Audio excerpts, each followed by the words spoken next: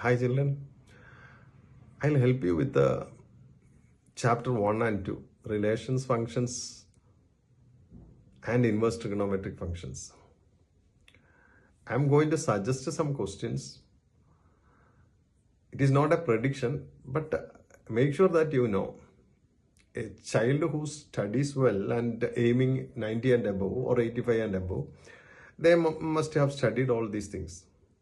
The only thing, look at and check whether or make sure that you remember all these things. When it comes to relations, functions, if my memory is correct, in first exercise you have 16 questions, second exercise you have 12 questions. That means in functions you have 12 questions and miscellaneous around 7 questions, some 26 examples. If you can study all that, it's well and good. I'll say some 2 or 3 important questions from R.D. Sharma or many other books also. It is that also I remember, like in relations. AB related to CD implies and implied by A plus D is equal to B plus C. Likewise for multiplication, then a combination of multiplication and addition. You have some variety of questions related to that. If you happen to see or you have those questions, look at it. Or I have some videos which is related to that in YouTube. You can even look at that also. So what I will say is, if you can study all this from relations and function, well and good. Now you don't have time, you want a selection means, because some children are telling that they want some kind of selection. I made a selection which I believe that when you learn this one, you can automatically attend other question. Please always remember, a question, even when it is not asked, but I know that question will help me in another question, in a new question. Sometimes I do not get the full mark, but remember even 1 mark values. When your final mark comes, you will be wanting to get at least 1 more mark, 2 more mark. Then I could have been this or that. That thought will be always there. So getting 1 or 2 mark extra is always good. So attend all questions with whatever idea you have about portions. Do not confuse yourself. Some children will confuse reflexive, symmetric and transitivity with 1, 1 on 2. That shouldn't happen. That's why he said repeatedly work out a few questions which you know, so that you will remember the concept. Read the questions. Often you read. Even if you don't have time to work out, read the questions and have some idea about what each actually that remember or recollect what you know about each question, so that you will have a good feel when you see the question paper. When you have question paper, you are alone. There is no instruction coming up. Whatever you think will happen. So you cannot confuse there. So that's why with the limited question also, repeatedly when you work out within the limited time, it may be successful. So once again, from chapter 1, my suggestion is all question. But if you want from exercise 1, I selected from relations, example 4 and 5 you study. Then from exercise 1.1, 2 to 5. Question number 2, you remember, it is defined on a set of real numbers. A relation is something like A related to B or ordered pair AB, where A less than or equal to B square. It is neither reflexive nor symmetric nor transitive. You have to use some examples. For reflexivity, we will use 1 by 2. 1 by 2 is not less than or equal to 1 by 2 the whole square. That number, if you remember that question. For A less than or equal to B cube, 5th question also you can use the same example. Then for symmetry, you can say 1 less than or equal to 2 square. But 2 less than or equal to 1 square fails. So 1, 2 belongs to the relation, but 2, 1 does not belong to the relation. For transitivity, you can remember the numbers 10, 4 and 2. 10 less than or equal to 4 square, correct? 10, 4 belongs to the relation. Now 4, 2. 4 less than or equal to 2 square. 4 is equal to 4. That will happen.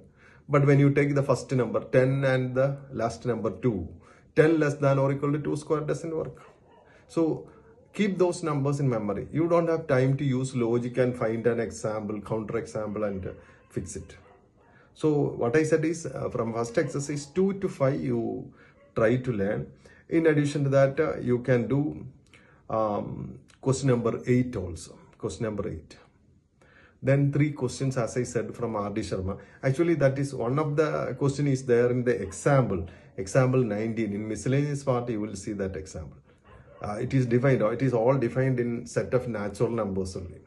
Sometimes they will give a fixed set, sometimes they will say it is defined in the complete capital N, natural numbers or positive integers. Whatever terminology they use, it is all the same. AB related to CD. Then when A plus D is equal to B plus C, implies you have to prove it is equivalence relation. Sometimes giving one number, they will ask you the equivalence class also. 3 questions are there actually. In fact, that is another type is AB related to CD, implies and implied AD equal to BC for all AB means ordered pair AB, comma CD belongs to A cross A, where A is the set of natural numbers. You know, relation is happening, coming out of cross product, that is A cross A. So that question, and there is little more lengthy work is there in this question. AB related to CD implies and implied by. It means both sides arrow. It's AD into B plus C is equal to BC into A plus D. That relation also you need to prove it is equivalence. You need to prove reflexive, symmetric and transitive. Make sure that you know that those 3 questions.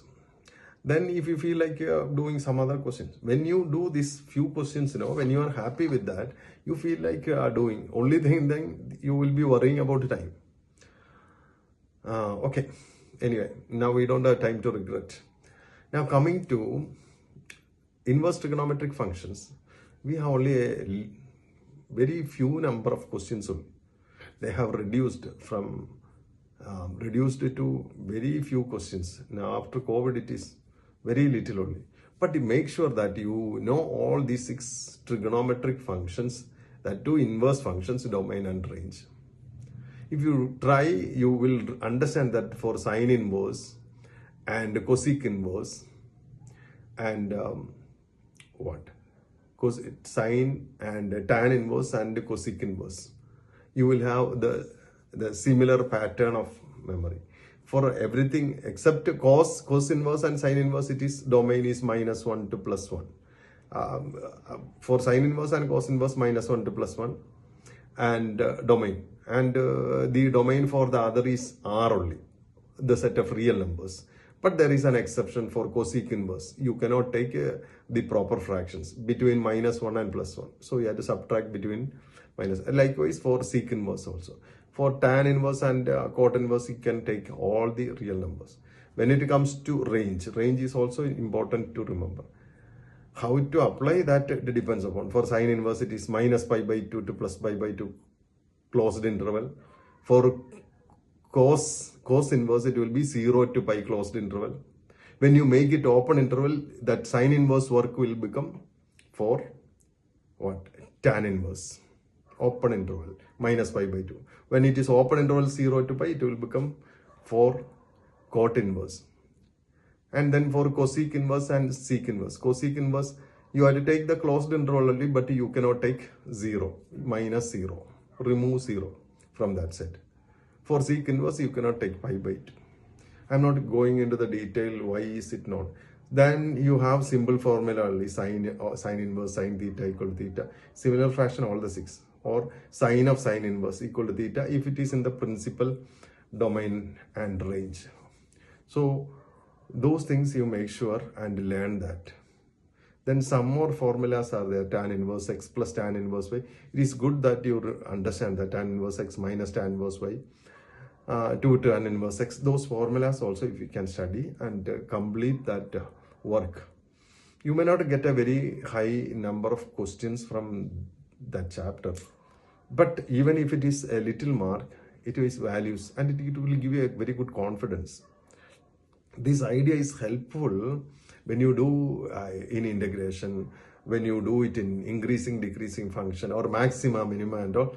This idea will be used to find the maximum value. So it is good to learn that. Do not think that you don't need. But we are in a position like we have a short time, only few days are there. Now physics exam is coming, so we have only 8 days. So in those 8 days, you cannot conceptually understand much, but to some extent, you work out and learn. Hope that you will crack down those questions and get good marks. I don't want to suggest any special questions in. You study all that is the extra questions also if possible you study. And the other video also I forgot to tell about previous question papers. It is always good to work out previous question papers, but without mastering the concept, simply taking a question paper and sitting and worrying will not help. That's why you focus on what you already learned, repeatedly work it out.